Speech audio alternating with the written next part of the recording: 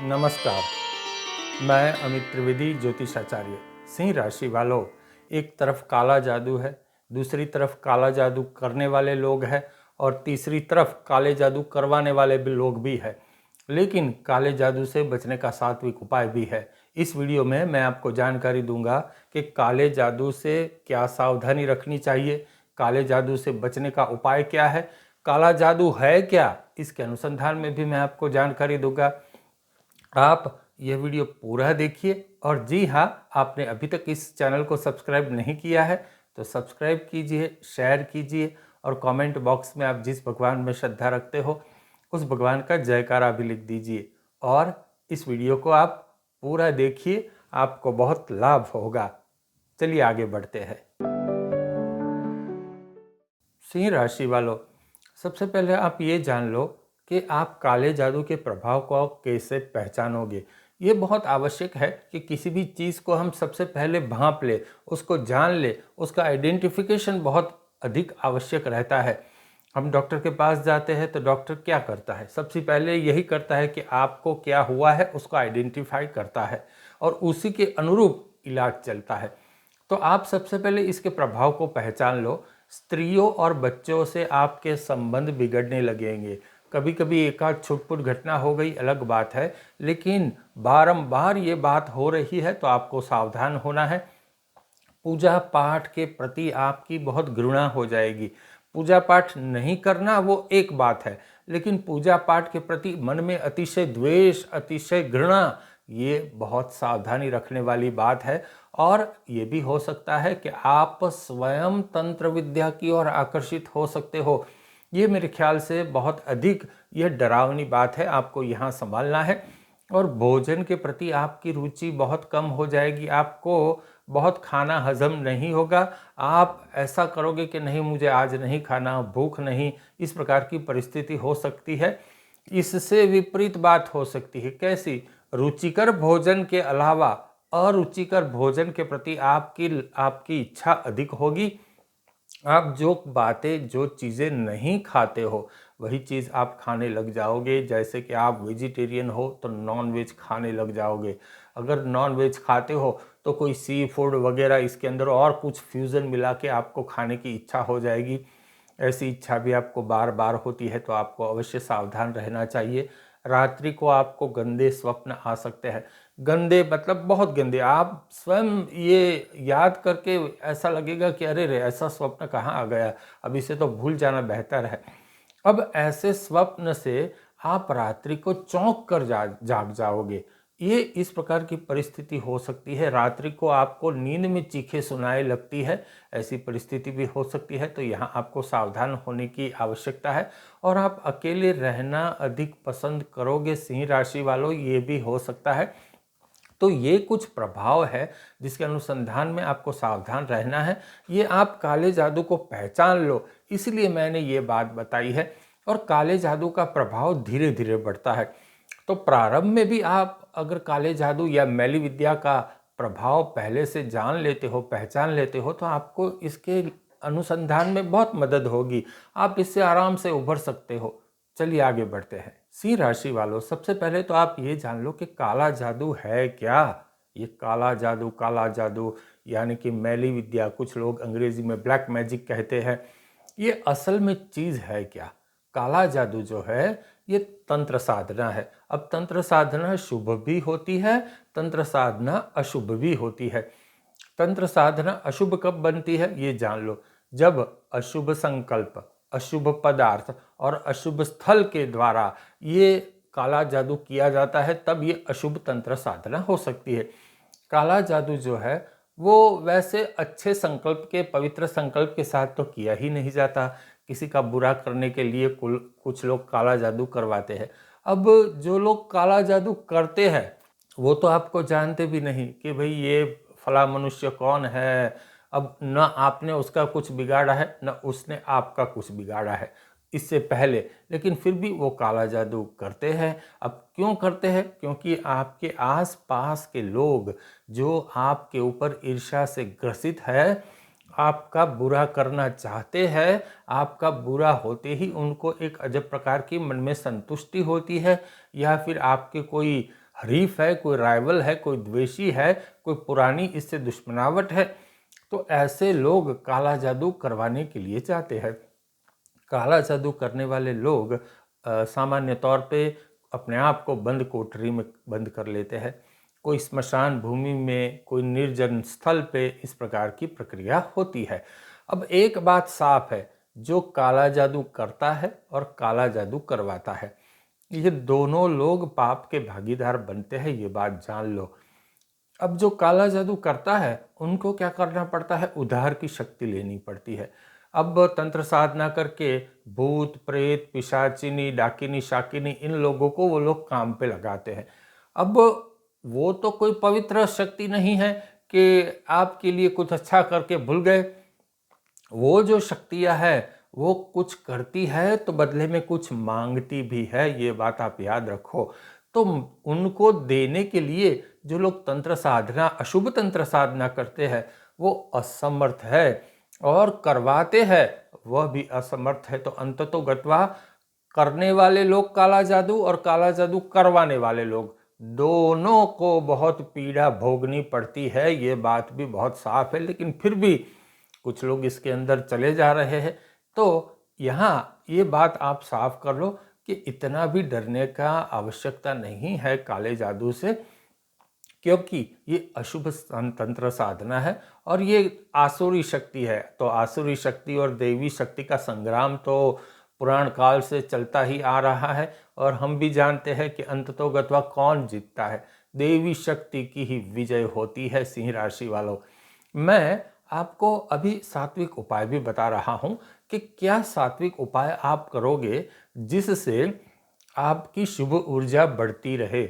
शुभ ऊर्जा बढ़ाना बहुत आवश्यक है। कैसे आवश्यक है ये भी जान लो कि भाई जैसे हम कोरोना के समय हमने जाना कि भाई जिसकी इम्यूनिटी लो है उनको वायरस का दुष्प्रभाव अधिक आता है, वो बीमार पड़ते हैं, कभी कभी बहुत बीमार पड़ते हैं और कभी कभी मृत्यु भी हो जाती है। हमने ये जाना कोरोना की लहर में अक्सर ये होता है, और वैसे भी वायरस के प्रभाव से इस प्रकार की प्रक्रिया होती रहती है। तज्ञों ने भी हमें इस प्रकार से जानकारी दी है। तो वैसे ही जब आपकी शुभ ऊर्जा, सात्विक ऊर्जा, पवित्र ऊर्जा कम होने लगती है, तब वो नेगेटिव ऊर्जा आपके ऊपर हावी हो जाती है। तो हमें अपना इसका पवित्र ऊर्जा का बैलेंस बढ़ाना है। व्यवहार में हम अनेक लोगों से मिलते जुलते हैं, तो यहाँ ऊर्जा का आदान प्रदान सतत होता ही रहता है, नित्य नितांत ये प्रक्रिया चलती ही रहती है। ये जो संसार है, ये संसार ऊर्जा के आदान प्रदान से ही चलता है। शुभ ऊर्जा या अशुभ ऊर्जा दोनों का आदान प्रदान होता है। तो धीरे धीरे क्या होता है, हम तो अनेक लोगों से मिलते हैं तो अशुभ ऊर्जा भी ग्रहण करते जाते हैं और घर पे ले भी आते हैं, तो अशुभ ऊर्जा का प्रभाव धीरे धीरे बढ़ता है। तब इस प्रकार के मैली विद्या, काला जादू या ब्लैक मैजिक हम पर हावी हो जाता है। हमको सात्विक उपाय करना है, नित्य सात्विक पूजा उपासना करनी है। लेकिन सिंह राशि वालों, आपके राशि चक्र का मैंने अभ्यास किया है, एक सटीक परफेक्ट जो सात्विक उपाय चाहिए वही करना है, और वही करोगे तभी आपका जो पवित्र बल है वो पवित्र बल, पवित्र ऊर्जा बढ़ती जाएगी। तो सबसे पहले आप ये जान लो कि क्या सात्विक उपाय करोगे। मैं इसके अनुसंधान में जानकारी दूं इस पूर्व आपको पुनः अनुरोध करता हूं कि आपने अभी तक इस चैनल को सब्सक्राइब नहीं किया है तो कृपया सब्सक्राइब कर लीजिए। चलिए आगे बढ़ते हैं। सिंह राशि वालों, आपको सूर्यदेव के दर्शन नित्य करने हैं, क्योंकि आपकी राशि का स्वामी भी सूर्यदेव है। तो सूर्यदेव के दर्शन करने हैं, सूर्यदेव के 12 नाम के जाप भी करने हैं। ओम मित्राय नमः, ओम रवये नमः, ओम सूर्याय नमः, ओम भानवे नमः, ओम खगाय नमः, इस प्रकार से 12 नाम है। अब 12 नाम का जाप करोगे आपको 1 मिनट से भी अधिक समय लगेगा।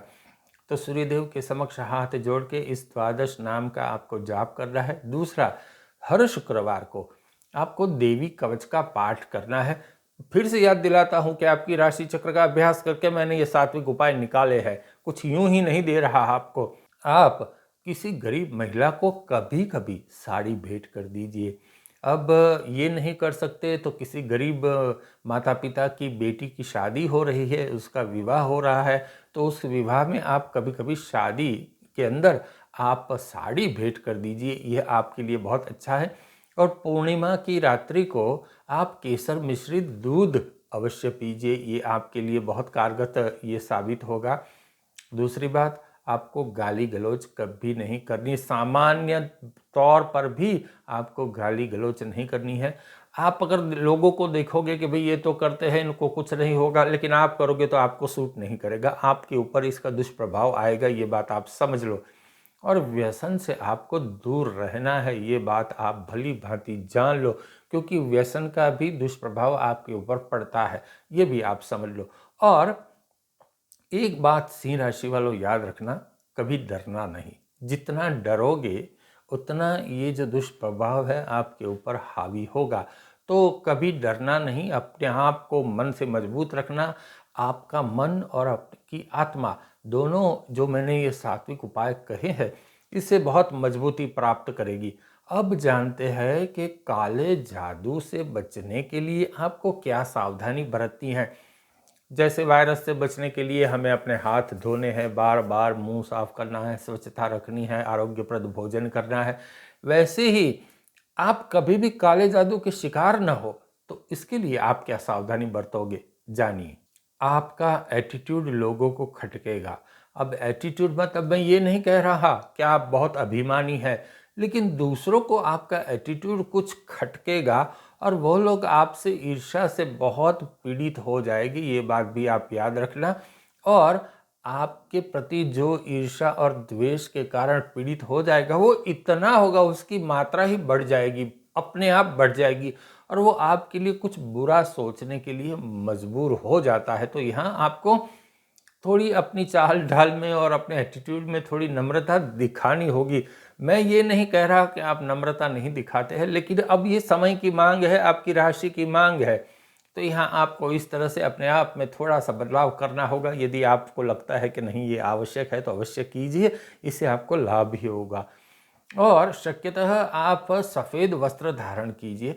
ये वीडियो पुरुष और स्त्री दोनों के लिए है, तो आपको सफ़ेद वस्त्र धारण करने हैं, जितना हो सके वाइट बेज अंदर कलरफुल प्रिंट, इस प्रकार के यहाँ वस्त्र आप पहन सकते हो।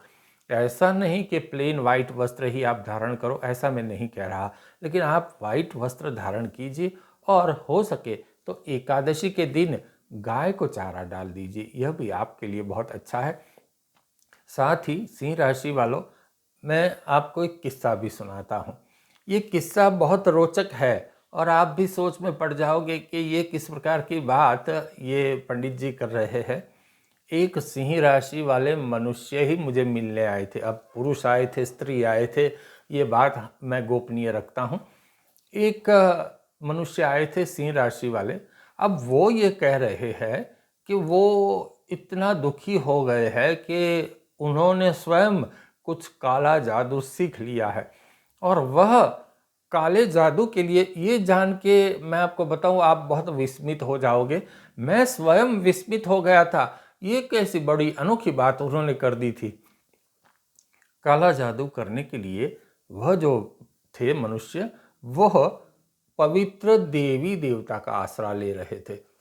पवित्र देवी देवता की मूर्ति सामने रख कर वो जो थे वो काला जादू करते थे। अब पवित्र देवी अपवित्र साधना, ये इस प्रकार से कॉन्ट्राडिक्शन वो करते थे। अब मुझे ये पूछना है कि क्या मेरी राशि चक्र के अनुसार इससे मुझे कोई हानि नहीं होगी।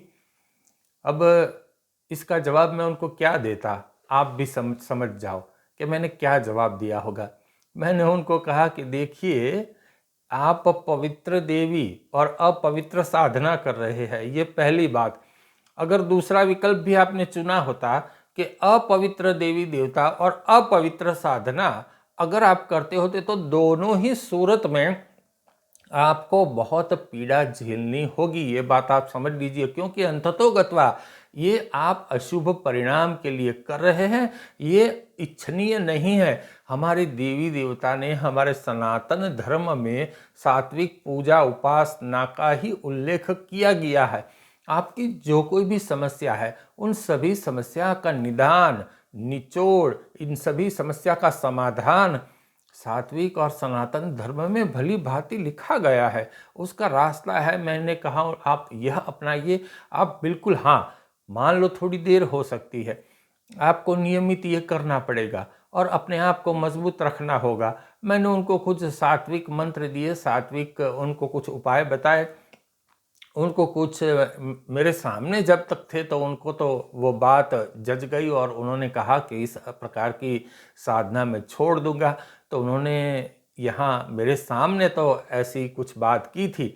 अब आगे उनका जो हुआ भगवान जाने। लेकिन एक बात याद रखना कि भाई, कभी अशुभ साधना, अशुभ देवी देवता, अशुभ संकल्प से कभी कोई साधना न करना, क्योंकि इससे तो बहुत पीड़ा झेलनी पड़ेगी करने वाले को और करवाने वाले को भी। तो सिंह राशि वालों, मैंने यहाँ कुछ आपको सावधानी भी बताई, पूजा उपासना भी बताई और आपको दैनिक जीवन में क्या करना चाहिए इसके अनुसंधान में भी जानकारी दी है। तो इस प्रकार से बातें आप संज्ञान में रखिए। चलिए, धन्यवाद।